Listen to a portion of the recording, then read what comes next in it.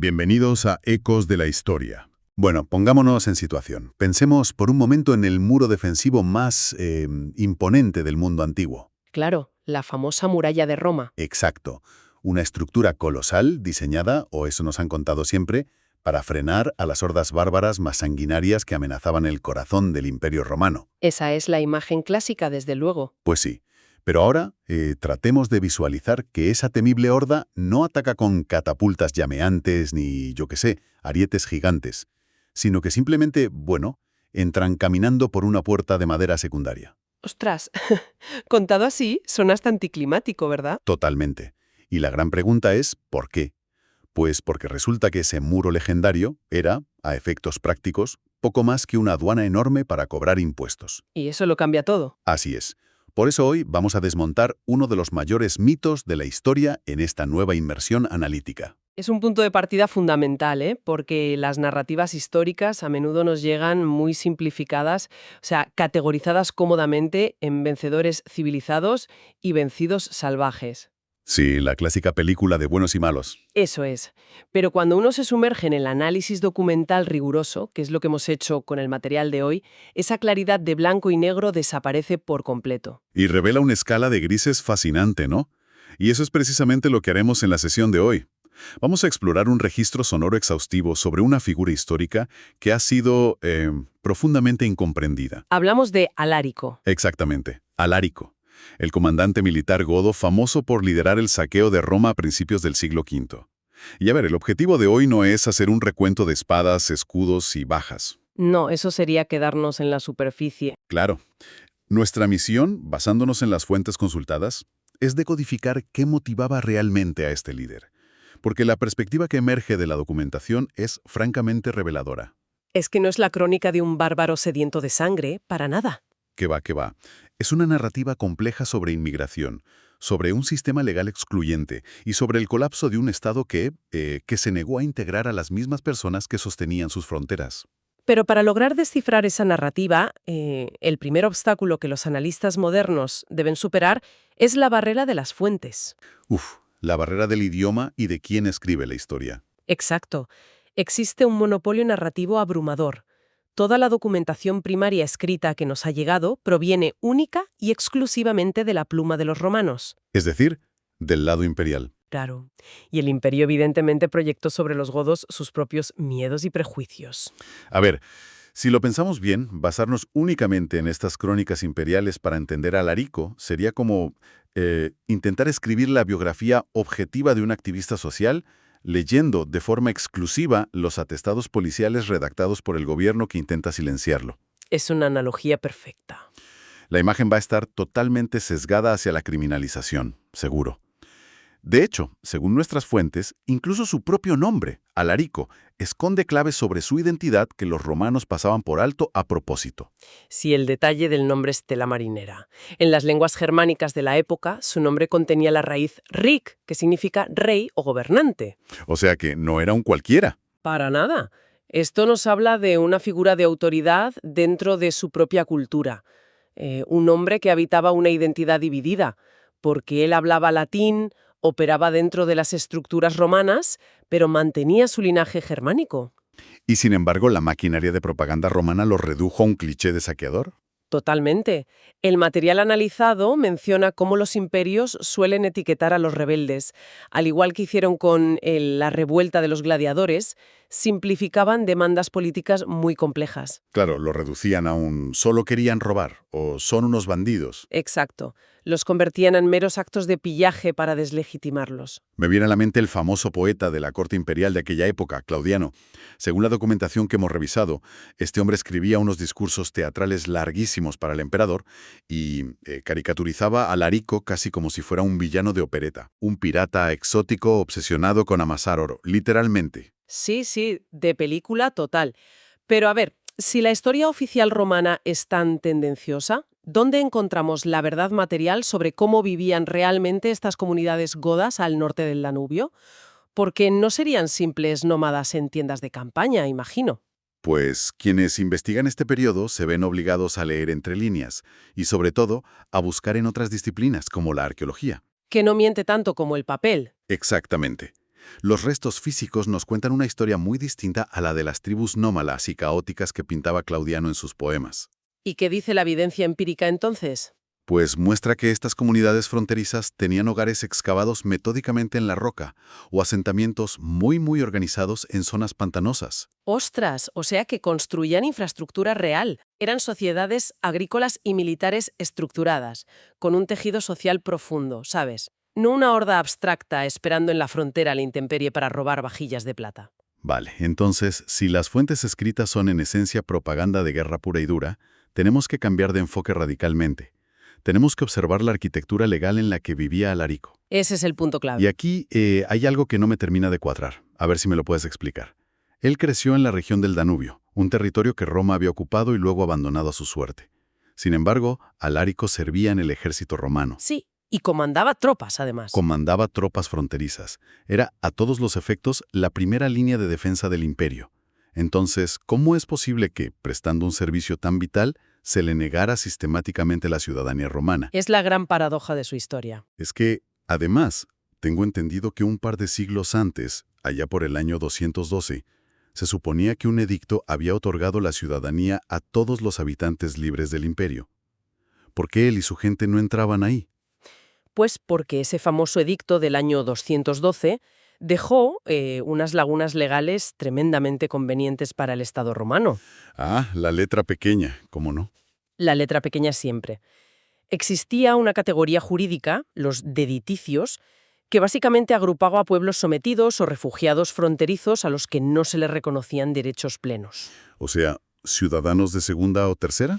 Peor aún, Alárico y su gente cayeron en ese limbo burocrático, y las implicaciones de vivir fuera del paraguas legal de la ciudadanía en la antigüedad eran aterradoras. Entiendo, porque no se trata solo de no poder votar en una asamblea o participar en política. Estamos hablando de desprotección física y vital absoluta. Totalmente. Sin ciudadanía no existes para el sistema. De hecho, según los datos que revisamos, las comunidades godas, al carecer de estatus legal, podían ser asaltadas por terratenientes romanos o por funcionarios corruptos. Podían ser secuestradas y vendidas impunemente en el mercado de esclavos. Que era un negocio tremendamente lucrativo, por cierto. Claro, y al no ser ciudadanos, pues no tenían derecho a pisar un tribunal romano para reclamar a sus familiares secuestrados o para defender sus propias cosechas. Eran fantasmas legales. Fantasmas legales y mano de obra prescindible. Pero esto me lleva a plantear un desafío analítico. Si la élite romana sabía perfectamente que el ejército godo era su única defensa real en la frontera, ¿por qué forzar la máquina hasta el punto de arriesgarse una guerra masiva? Por ceguera política. Ya, pero ¿por qué no simplemente firmar un decreto y darles la ciudadanía? ¿Cuál era el miedo demográfico o político subyacente que tenían en Roma? Pues el análisis de nuestras fuentes apunta directamente a un pánico estructural, un pánico demográfico de la élite gobernante.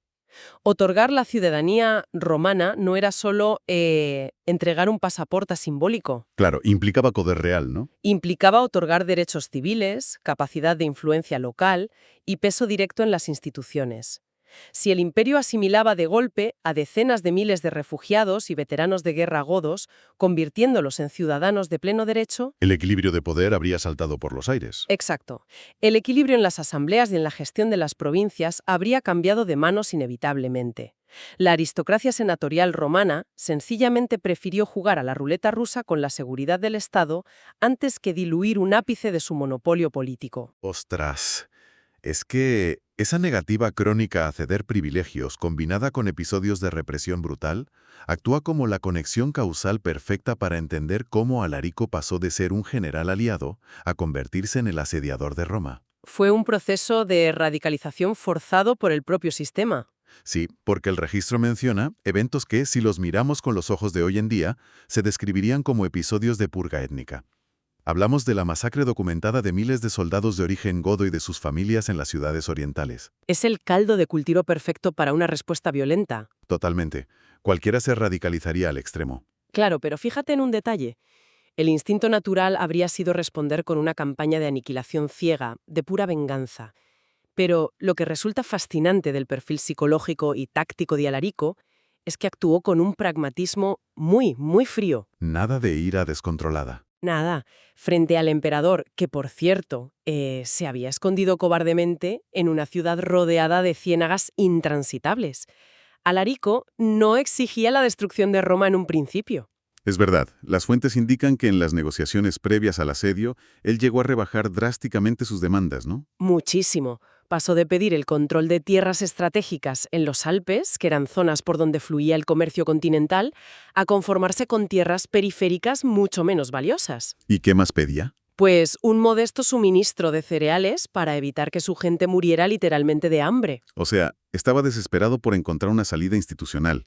Quería encajar en el sistema. Pero la corte del emperador, desde la seguridad de sus pantanos impenetrables, seguía negándose. Una soberbia absoluta. Y aquí es donde Materiae que analizamos introduce un factor que lo complica todo aún más: el ángulo religioso. Porque la narrativa tradicional nos dice que los godos eran unos paganos salvajes destruyendo la cuna del cristianismo. Sí, ese es otro de los grandes mitos. Pero resulta que los godos también eran cristianos. Practicaban el arrianismo, una vertiente diferente a la oficial. Y hay un detalle en nuestras fuentes que me ha dejado a cuadros. Te lo digo en serio. Lo de los manuscritos. Sí. Se menciona la existencia de Biblias góticas con páginas teñidas de púrpura manuscritas con tinta de plata. A ver, espera, tinta de plata. Nos han vendido la imagen de bárbaros bebiendo en cráneos y resulta que producían libros de lujo que rivalizaban con las mejores cortes imperiales. Es que eso rompe por completo el mito del salvaje ignorante. Ya te digo. Ese artefacto que mencionas es la prueba material del altísimo grado de sofisticación cultural de las cortes godas. Y además, evidencia la ironía y la falsedad de las crónicas imperiales. Claro, porque la propaganda no contaba nada de esto. ¿Qué va? La propaganda romana describía el avance godo en términos apocalípticos. Hablaban de visiones histéricas, de cruces de fuego en el cielo guiando a los romanos contra los demonios del norte. Pura ciencia ficción para demonizar al enemigo. Totalmente. Pero el conflicto teológico no era una cuestión de fe pura. Para la administración imperial, declarar que el arrianismo de los godos era una herejía no era un debate intelectual, era una herramienta legal impecable. Ah, amigo, el mecanismo legal. ¿Cómo funcionaba eso en la práctica? Porque suena a excusa barata, la verdad. Pues era muy sencillo y muy cruel. Si el Estado te declara hereje, tus derechos de propiedad quedan automáticamente anulados. ¡Ostras! Esto permitía a las autoridades imperiales confiscar las iglesias godas, expropiar sus bienes y justificar la persecución sistemática de su población civil con total impunidad legal. Madre mía. O sea, la religión se utilizó como un arma burocrática para estrangular económicamente a la disidencia fronteriza. Así de crudo. Lo usaron para robarles lo poco que tenían. Entonces tenemos a Alarico liderando a un pueblo sin derechos civiles, sufriendo masacres masivas, al que se le niegan tierras incluso improductivas, y encima perseguido legalmente bajo excusas religiosas para confiscar sus bienes. Una tormenta perfecta. Mantener a decenas de miles de refugiados vivos bajo esas condiciones es un milagro logístico, vamos. Y esa necesidad vital de supervivencia es lo que propulsa la maniobra táctica de marchar sobre Roma, porque no le quedaba otra. No tenía otra salida viable. Pero, claro, aquí me surge otra gran duda sobre la logística de esta campaña.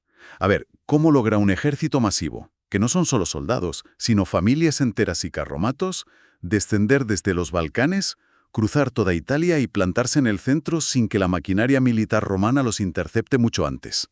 Parece imposible, ¿verdad? Pues el éxito de esa penetración profunda se explica por un fenómeno que los analistas en la documentación denominan arrogancia estructural. Arrogancia estructural. Me gusta el término.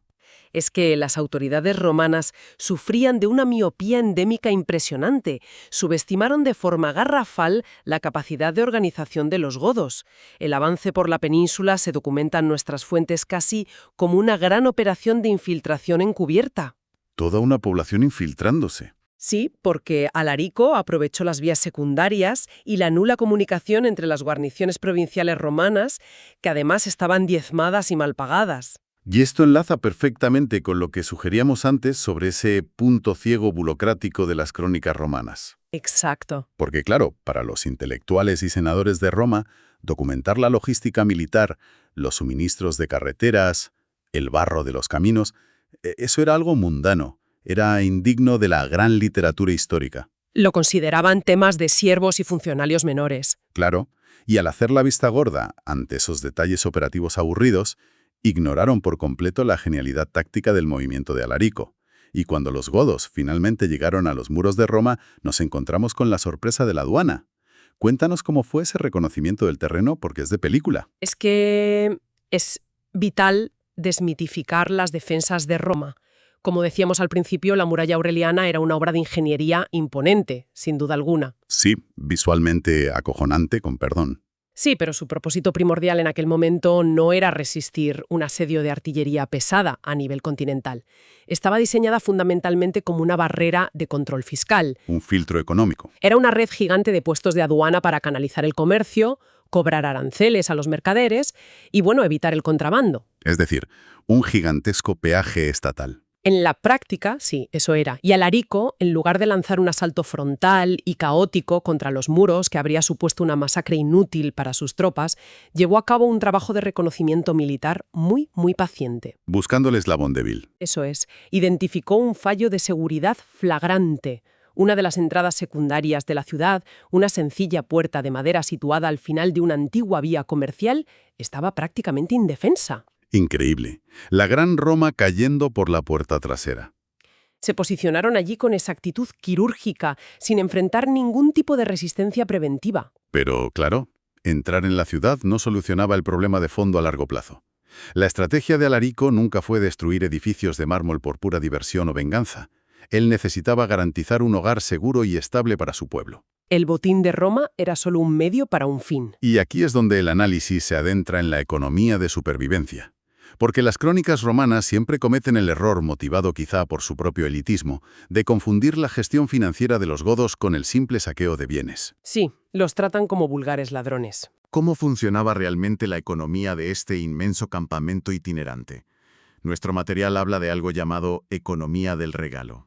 Pues a ver, para entender esto hay que apartar la lente de nuestra economía moderna o de la economía monetaria que usaba Roma. La economía del regalo, entre los pueblos germánicos, era una red muy compleja de obligaciones mutuas. Una especie de contrato social basado en la riqueza, ¿no? Claro, para mantener cohesionado a un ejército compuesto por múltiples tribus y facciones distintas, el líder necesitaba distribuir riqueza constantemente. Si dejaba de pagar, el ejército se disolvía. A ver si lo entiendo, con una analogía. Es como si imaginamos a Alarico como el CEO de una startup gigantesca que no tiene ingresos fijos. Si no tienes efectivo para pagar las nóminas mensuales a tus empleados, les pagas con acciones o participaciones de la empresa para que no se vayan a la competencia. La analogía de las participaciones ilustra súper bien el mecanismo. Entonces, para Alarico, el botín de Roma no era un tesoro para esconder debajo del colchón. Era su capital líquido. Era su flujo de caja, literalmente. Necesitaba ese flujo constante para pagar a sus generales, evitar motines internos y asegurar el futuro de las familias mediante dotes matrimoniales, por ejemplo. Esa riqueza material era el adhesivo social y político de su movimiento. Y fíjate que esto nos lleva a un hallazgo documental fascinante respecto a su círculo íntimo. Sobre su familia. Concretamente, sobre su esposa. Las crónicas romanas dedican unas pocas líneas súper despectivas a la esposa de Alarico, acusándola frívolamente de robar joyas durante el conflicto romano. Ya, menuda papeleta la de los historiadores imperiales intentando manchar la imagen de cualquiera que estuviera cerca de él, pintándola como a una mujer superficial y codiciosa. Claro, pero el análisis moderno sugiere una lectura diametralmente opuesta. Esas joyas no eran un capricho suntuario de una élite bárbara consentida. En un entorno de asedio permanente, sin tener un estado propio ni bancos, esas joyas representaban el fondo de emergencia del campamento godo. Ostras, claro, ¿eran bienes portátiles de alto valor?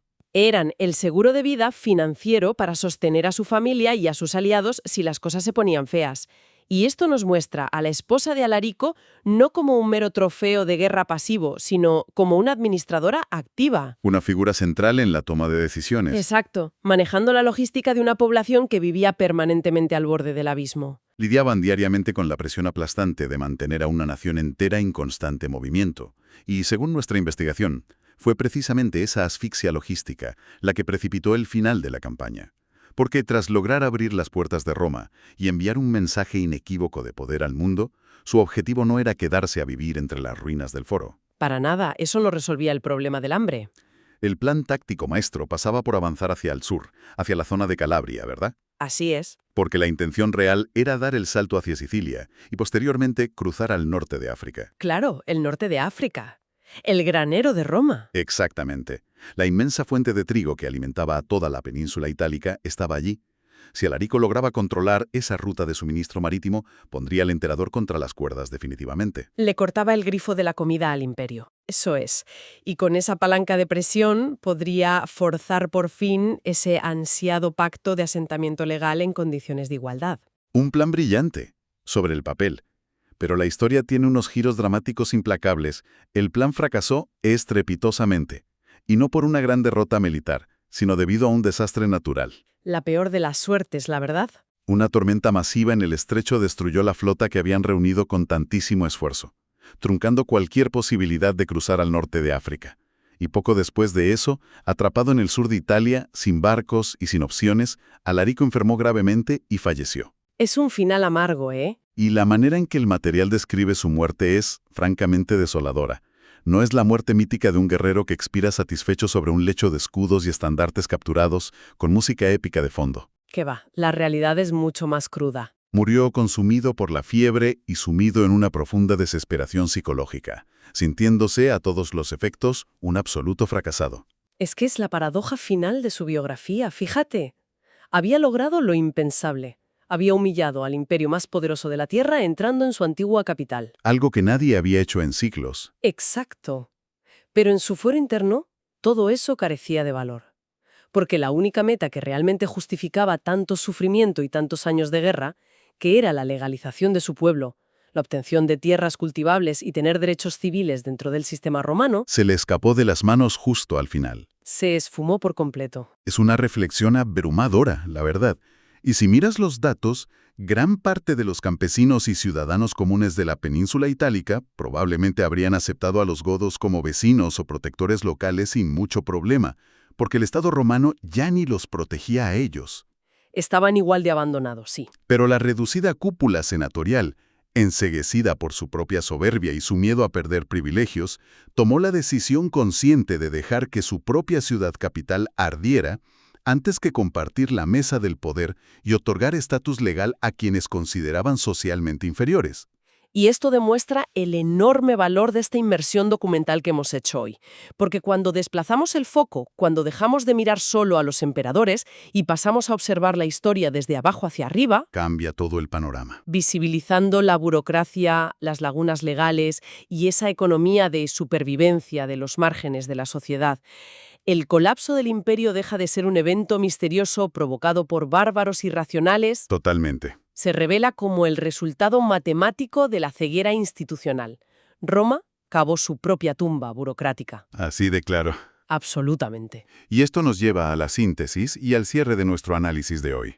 Hemos visto, comprobando fuente a fuente, que la caída de aquellas murallas no fue obra del salvajismo ni de una horda sedienta de sangre, sino el síntoma terminal de una crisis migratoria ilegal desastrosamente gestionada por un Estado fosilizado en sus propios privilegios. Es una lección histórica de manual. Y por eso, antes de despedirnos, creo que esto nos deja con una pregunta ineludible para quien nos escucha, una pregunta para la reflexión autónoma, ¿no? A ver, disparemos. Si la maquinaria burocrática y diplomática más sofisticada de la antigüedad precipitó su propia ruina, si provocó su propio desastre al negarse obstinadamente a legalizar e integrar a la misma fuerza humana y militar que la sostenía desde hacía décadas, ¿Qué es exactamente lo que hicieron? pues cabe preguntarse, observando nuestro mundo actual, ¿qué nuevos colapsos estructurales estamos cultivando hoy en día con nuestras propias políticas de fronteras e integración territorial?